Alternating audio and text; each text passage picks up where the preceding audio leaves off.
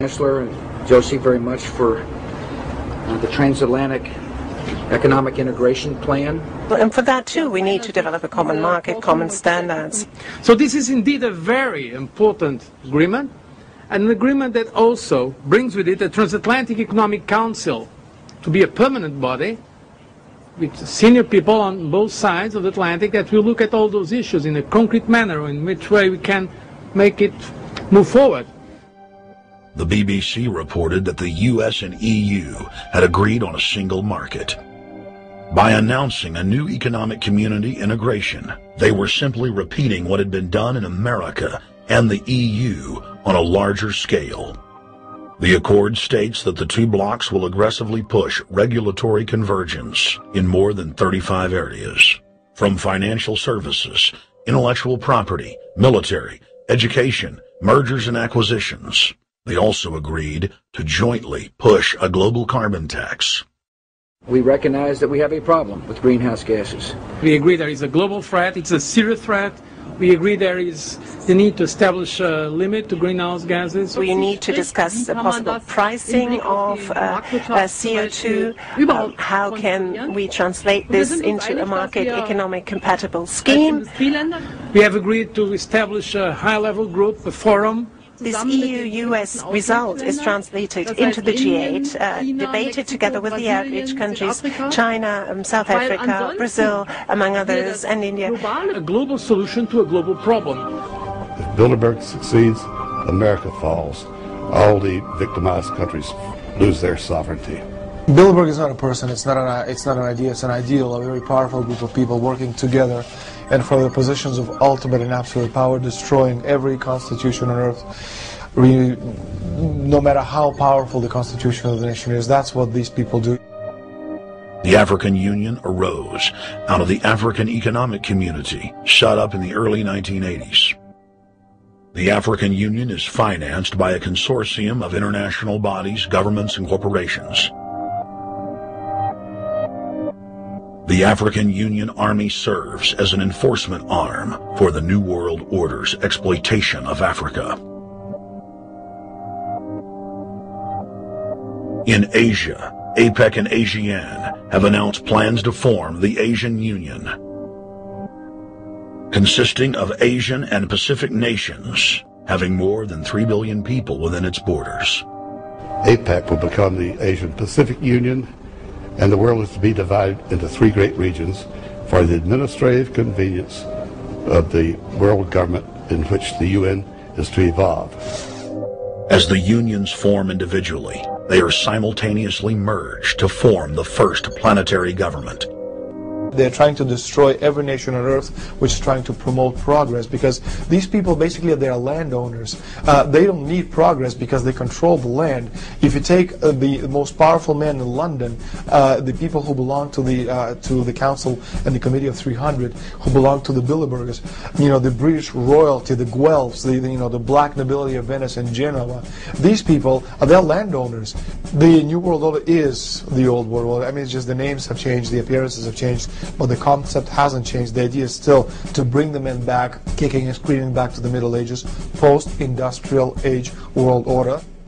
One of the things that is very shocking to most Americans is the fact that the United Nations Global Biodiversity Assessment, which came out in 1995, clearly shows that in order to protect planet Earth, we have to go back to a feudal system. They actually said that in the document. To craft a modern feudal society, the globalists are implementing a standardized North American Union ID card to track, trace, and control their serfs as they travel throughout the 3 regions of the NAU. Building on the massive displacement of humanity caused by globalization, the New World Order is rapidly constructing the physical infrastructure of the North American Union, the NAFTA Superhighway Control Grid. I'm Arthur Peterson, Colonel retired from the Army. I see things today that are happening that would make my friend who died in World War II turn over in their grave.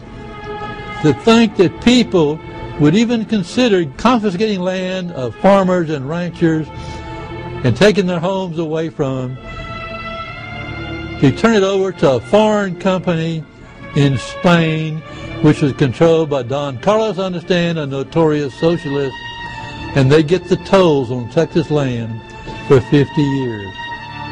The proposed Trans-Texas corridor would be a patchwork of superhighways and railroads stretching 4,000 miles from the border of Mexico, cutting through Texas to Oklahoma. A lease has been signed that would make Texas Highway 121 a toll road. A private Spanish company won the bid to build and collect the tolls for the next 50 years. These deals with private companies are being negotiated largely in secret, and many state lawmakers are worried taxpayers are being sold down the road. Critics say it's a threat to our national security. It's part of a plan for a North American integration being carried out by government and corporate elites without congressional or voter approval.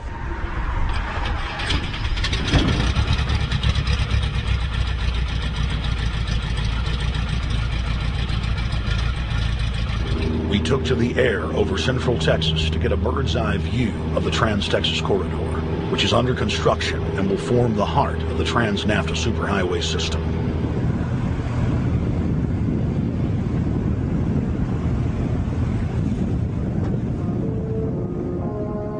History repeats itself. 2,000 years ago, all roads led to Rome. Rome constructed and maintained more than 10,000 miles of roads throughout its empire. The roads were used to project Roman military power, to control commerce, and to bind the nations and peoples they ruled. Rome also demanded tribute. Roman subjects from Albion to Judea were forced to pay a tax to use the roads. The Romans would then use the tax to dominate their subjects.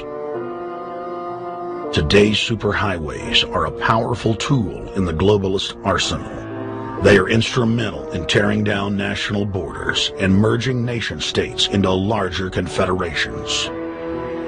Foreign governments and corporations are predatorily seizing infrastructure across North America, but nowhere has their attack been greater than in Texas. Texas is the front line. Over 8,000 miles of existing roads and land are being handed over to government-backed foreign companies. Foreign companies buy the legislators, who then turn over complete control to the same foreigners who finance their campaigns. Government power is then illegally transferred to unelected quasi-governmental regional boards that circumvent local governments and the will of the people. The next stage of this world government plan is to have a transportation control, and that is called the NAFTA superhighway, or in Texas called the Trans-Texas Corridor. It confiscates 584,000 acres of land to be transferred into control of a Spanish company which will collect tolls in Texas for the next 50 years, and there's no limit in the amount of tolls that can be collected. More than 80 federal and state highways have been designated as international arteries.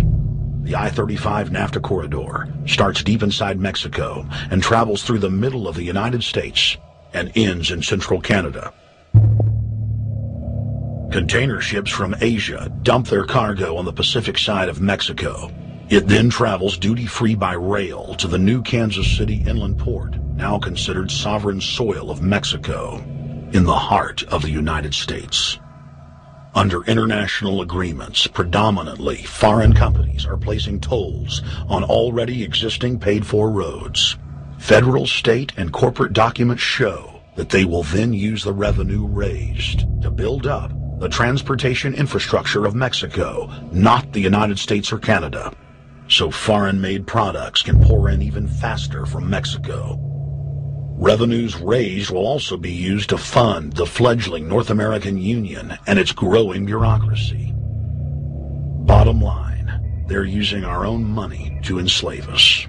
First of all, they're proposing a North American tribunal, which would be similar to what we have in Chapter 11 of the NAFTA agreement, which is trumped by international law. The U.S. Supreme Court and our Constitution could potentially be rendered invalid, and what we would have is new North American business law that would trump what we have here in the United States. What is also interesting to note that the NAFTA headquarters is in Mexico and controls the United States trade.